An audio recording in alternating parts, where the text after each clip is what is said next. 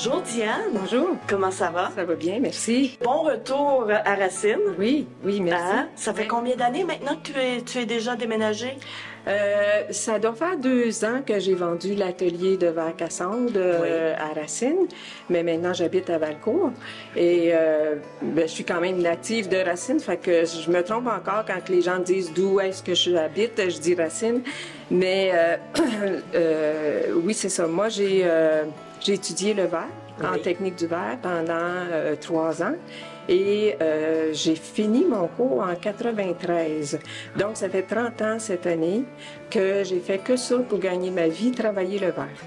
Et là, je me suis payé un petit luxe cette année où est-ce que je suis venue essayer d'autres matières. OK. Donc, l'exposition que j'ai préparée cette année s'appelle « Les arbres s'ennuient ». Parce que j'ai réalisé qu'on avait moins d'oiseaux, puis je me suis dit, mon Dieu, mais les arbres doivent donc s'ennuyer. Oui. Et je me suis dit, ah tiens, je vais faire des oiseaux qu'on peut mettre dans les arbres. Évidemment, pas pour les désennuyer, là, je pense pas que ça fait une différence pour les arbres, mais plus pour nous rappeler à nous autres, un peu comme des vigiles, nous dire, c'est important de faire de quoi pour l'environnement. Oui. Alors, ils sont plus là comme un petit signal pour nous rappeler de faire quelque chose.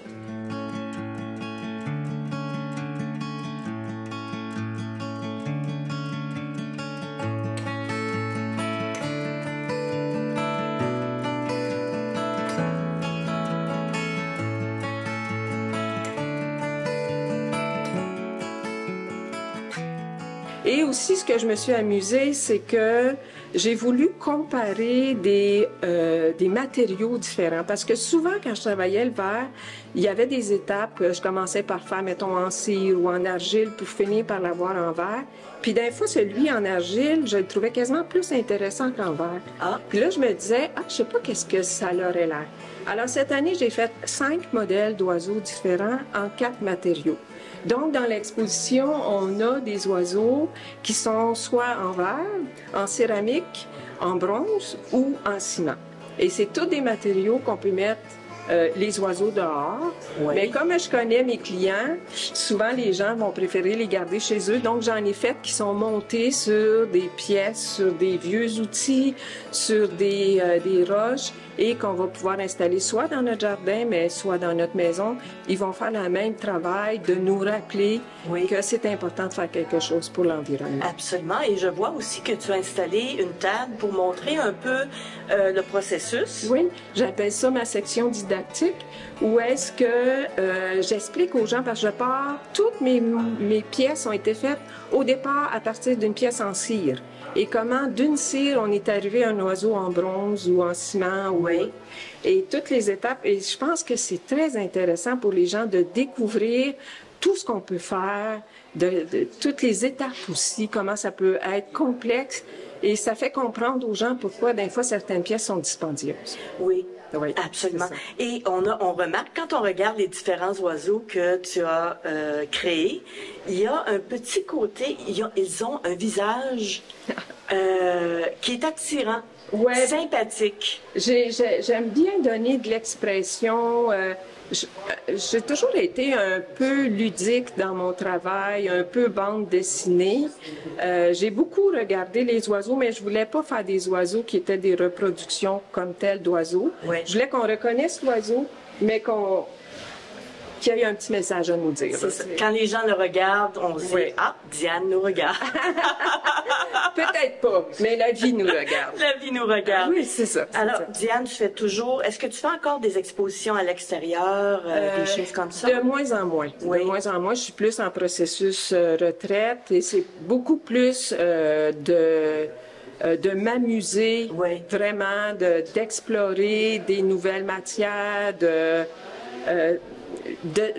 pas travailler, mais jouer. C'est vraiment rendu ça. Je voudrais également annoncer dans la continuité de la magnifique exposition de Diane, on va avoir une conférence le 13 août de Serge Baudet et ça va s'appeler « Sauver la planète, les oiseaux savent comment ». Donc, je pense que Diane va pouvoir vous expliquer ça tout à l'heure. Là, je vais vous présenter Andréane, je ne sais pas trop, Andréane, puis par la suite, je vais revenir présenter Diane. Voilà. Merci beaucoup. Merci beaucoup.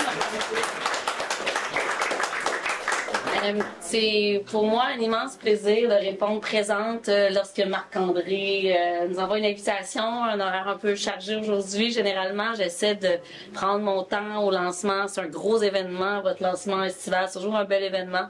Je vais avoir à quitter rapidement, malheureusement, cette année. Mais je suis là, présente. D'ailleurs, j'ai eu une visite privilégiée de la part de l'artiste la semaine dernière, une belle surprise. Donc, j'ai eu l'occasion d'échanger un peu plus longtemps sur sa vision de cette exposition-là. D'abord, écoutez, je pense qu'une municipalité comme Racine, je vois des représentants du marché Locavard, je vois des gens ici, évidemment. Pour moi, le mélange nature, agroalimentaire, culture, ça fait partie de l'offre touristique de Racine et ça fait vivre vraiment la région et ce sont des choses qui attirent les gens ici. Et la culture, c'est quelque chose qui dynamise une communauté, qui représente son identité et je pense qu'avec la Société du patrimoine de Racine, vous êtes bien servis pour bien définir la culture et le milieu de Racine et avoir le nombre de personnes présentes aujourd'hui comme avoir le nombre de présentes à chaque année à ce lancement qui est couru, qui est attendu. Ça veut dire que vous croyez en l'importance de ce magnifique endroit. Alors, applaudissez-vous pour votre présence aujourd'hui. Vraiment.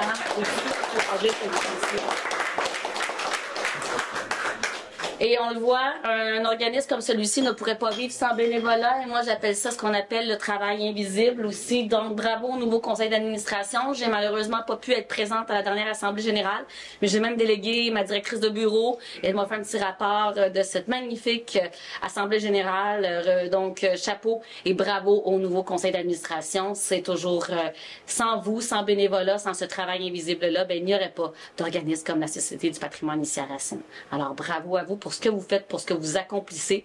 Et je vais militer pour une meilleure reconnaissance d'ailleurs de ce travail invisible-là. Je pense que c'est important pour nos communautés d'être capables de reconnaître qui se fait par le bénévolat, par les proches aidants et par ceux qui travaillent en famille. Bref, le travail invisible, c'est essentiel pour dynamiser des communautés comme Racine.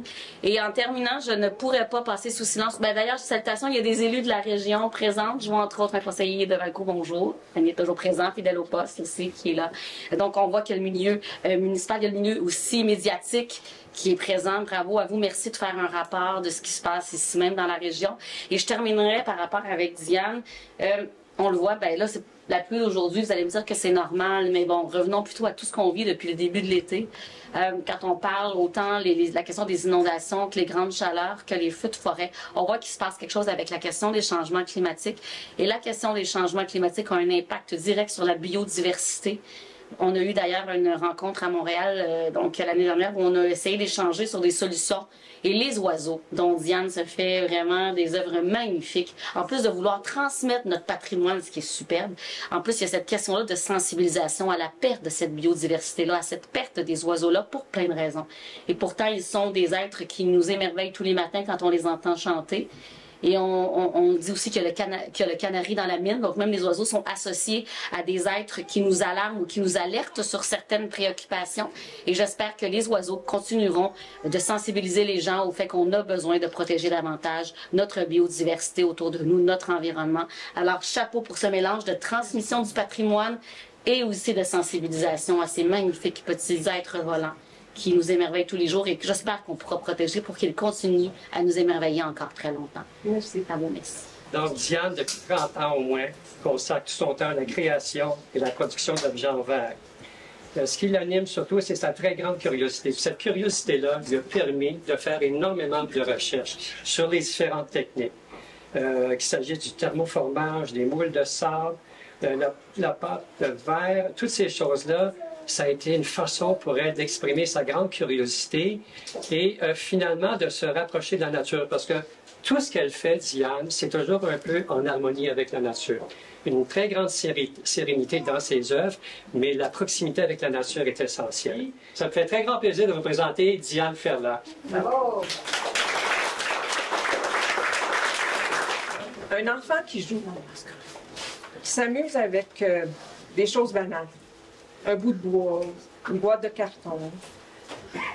On peut penser que cet enfant-là, il perd son temps. Mais il apprend. En s'amusant, il s'apprend.